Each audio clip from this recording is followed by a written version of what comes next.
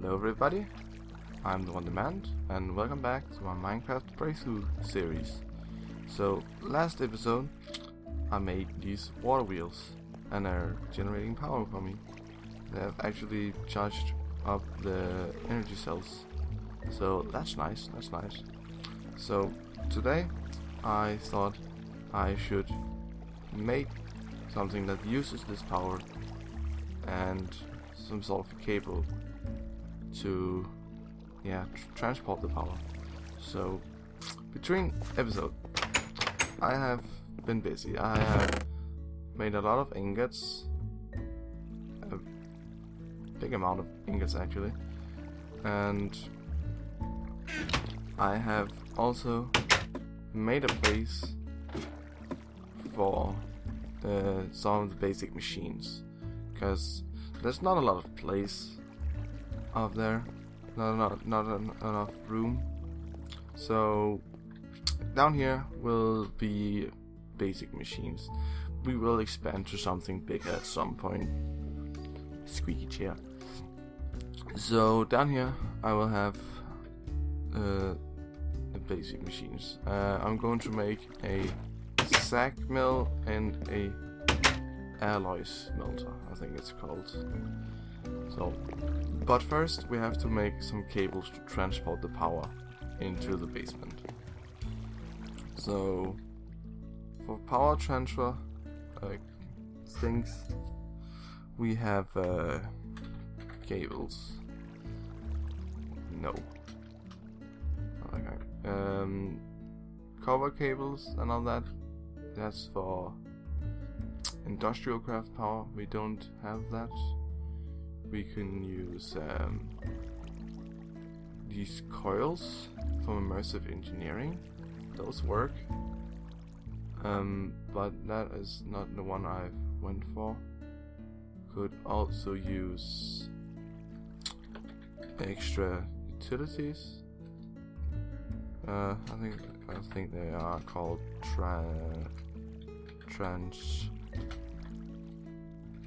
I can't spell trans.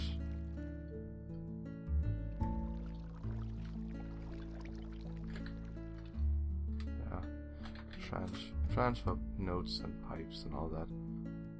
Energy, all those. But the ones I'm going to use for now is the flux duct.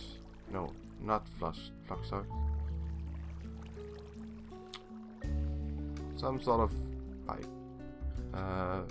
Yes, flux ducts. No, that's items. No. Yes, flux ducts. I'm so confused right now. It's a long time since I've made the last episode. So flux ducts, they're pretty easy to make. It's glass, lead, and redstone. And do I have sand? I have sand. So I'll just go smelt this. Can't shift click it in. So the way these works is you connect them to a device and they'll let power run through them.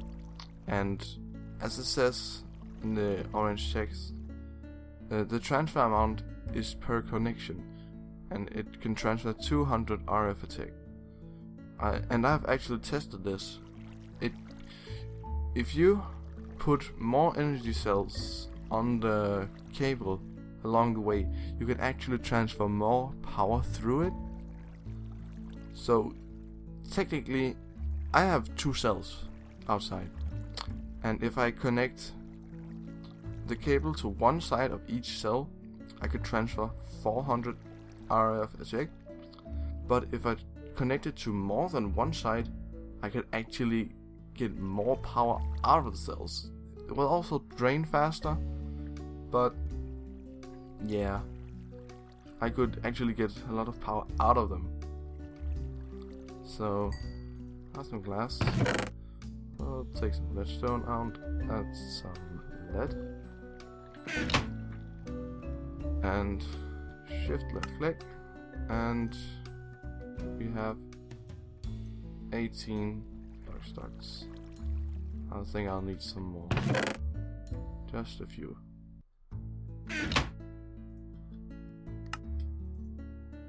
There. That should be enough. So, putting that back there. Putting this in here. So, the way I'm going to do this is I'm going to do this. Water flows down there, so that's fine. I'll do it here. Alright. So when you connect to a machine that does connect to it, it'll make this, and you can actually disable this. I've made some things. Yeah. Wait, I haven't made a wrench. A crescent hammer. So, yeah, I'll make a crescent hammer real fast. Crescent hammer. This is the tool you'll use when tinkering with thermal expansion and Ender IO. So it uses tin and iron. So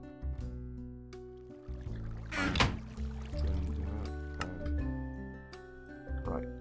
So I was going to originally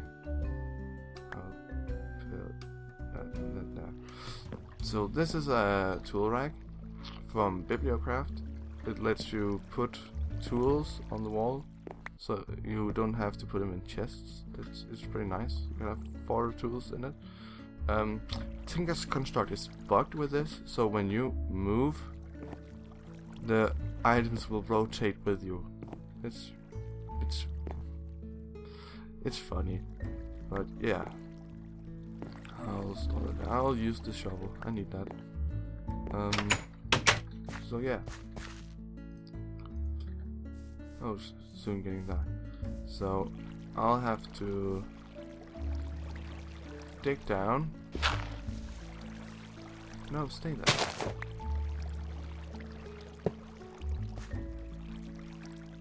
I'll dig a level more.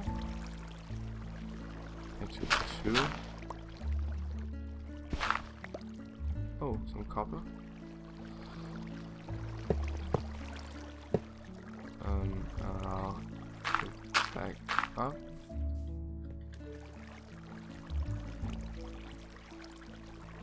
Oh, I'm drowning.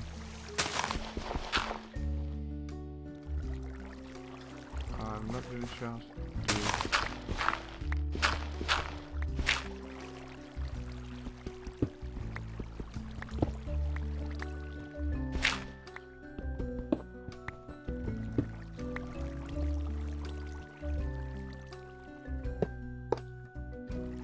So that is that connected.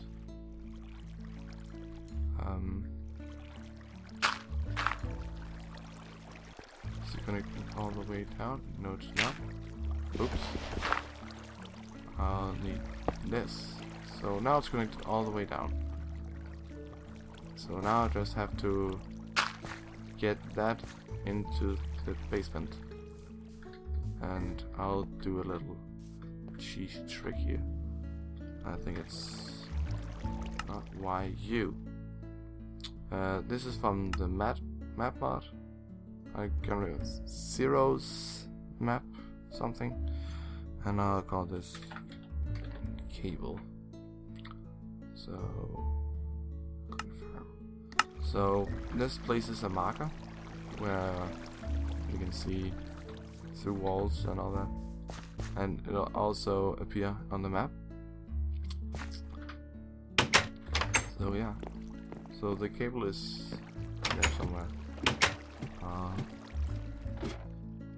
So I'll dig into this wall.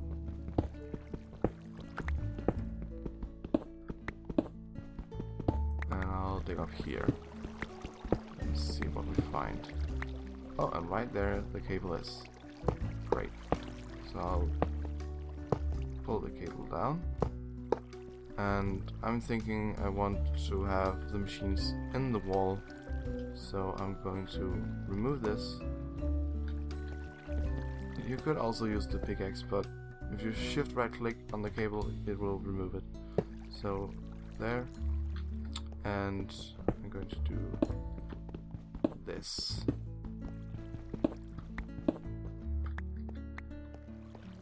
So like that, and then the machines will stick out of the wall. So that's pretty neat. Right. So that's cables. Now we're going to do machines, and I'll flip through an eye real quick.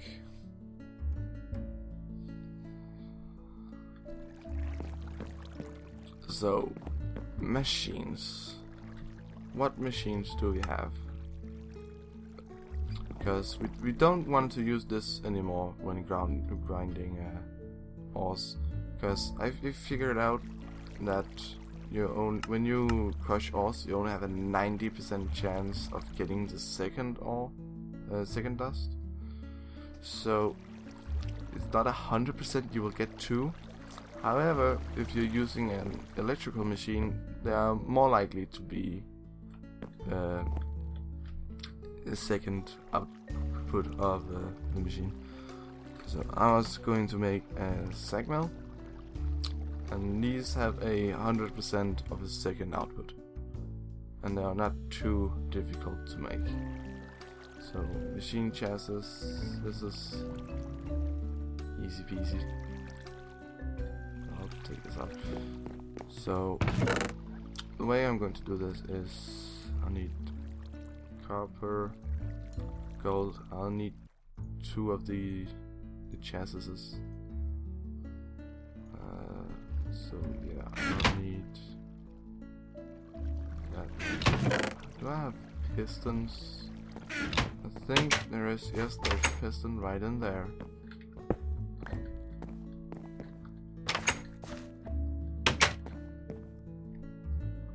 Those spawn in the house with the tinker stuff.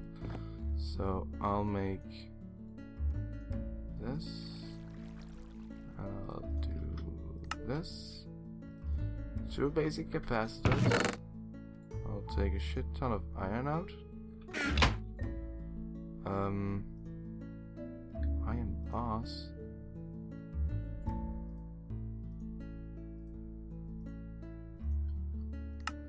Yes. 2 machine chassis.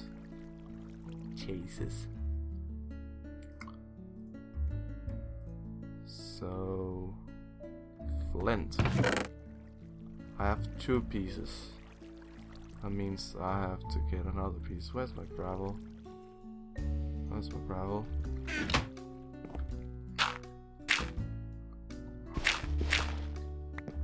I'll try to get my flint out of this gravel by keep doing this.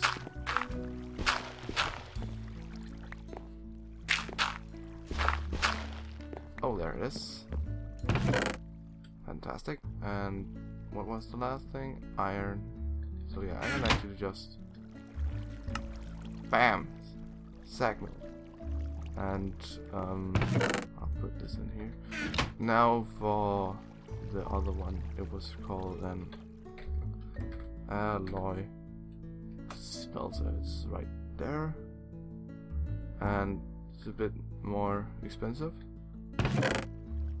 So I'll just take some more iron, and yeah, I'll need what? Oh, right. I already had some cobblestone on me. 3 furnaces. I'll put the cobblestone back in. Furnaces, iron chest. I need a cauldron.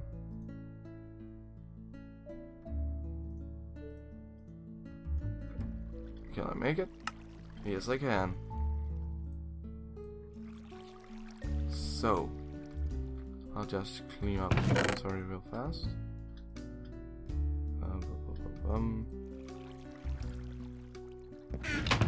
Put that in there. I'll keep that.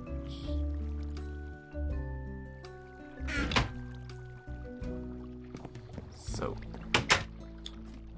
the machines, they go next to the cables, so I'll put the Sag Mill first. And you know it's getting power when this goes up. And I'll put the ally smelter here. I'll put this. This changes how the ally smelter works, because it can do multiple things. It can smelt items just like in a furnace, but it can also combine different metals, like when I made electrum, it can smelt silver and gold together to make electrum. So that's pretty cool. But in furnace mode, it will only smelt items normally, like in furnace. So how this works is just like with this one. You put in, it will do some work and it'll come out with some output. For example, if I take some copper, I'll go down here and I'll put this in here. It will begin making some noise and this progression bar will go down.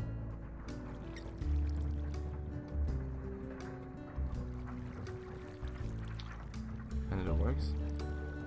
It's pretty slow, but you can upgrade it with some capacitors.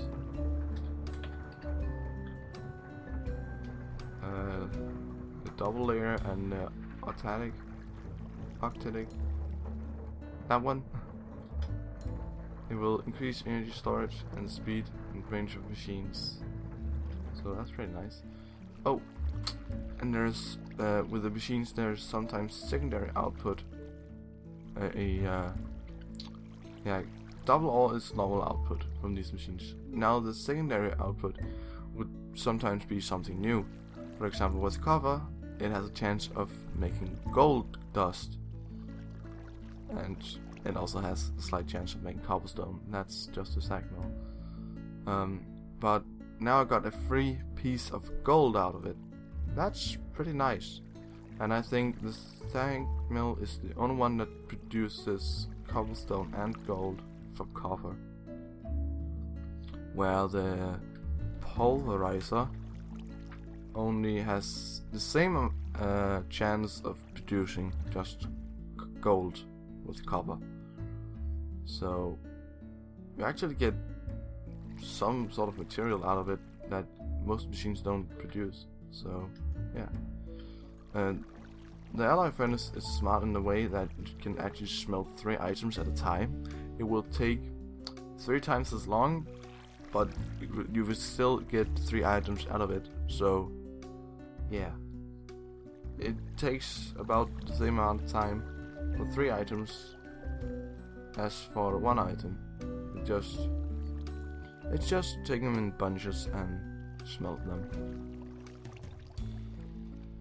And you would notice if there's only 1 copper dust in there and it begins to smelt, it will go a lot quicker. So yeah. So grinding. Oh, got the gold in there. Bam! Another gold ingot from crushing copper. That's nice. That's pretty cool. And you can also see what kind of that's configuring. You can see all of the different things that can be produced with the Sag Mill. Ferrous ore will have a 10% chance of making shiny metal, which is used for tesseracts. Ooh, interdimensional stuff. Lead has chance of silver, and silver has chance of lead, if I remember correctly. Yes, lead. Also, you can increase the chance of secondary output and all that with flint, power reduction, main output. But you can also make these things called steel balls, and those are a little bit expensive, but yeah, they do quite good. You have double chance of secondary output. That's pretty nice. But I'll just keep with the standard Sag Mill. Here's the cover one with a chance of gold 12%. I think that's actually higher than the polarizer. I think that's only 10%. So yeah, that's pretty good. Aluminum. So yeah, very nice. Blaze powder. I like these textures. So anyway, that will be it for this episode. Like, favorite, and subscribe for more videos. And remember, what you demand, I shall serve. Bye!